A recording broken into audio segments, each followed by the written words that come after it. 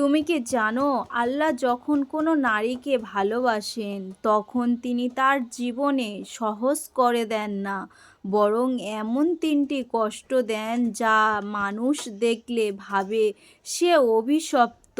কিন্তু সত্যি হলো এইগুলো সেই নারীর জন্য আল্লাহর ভালোবাসার নিদর্শন।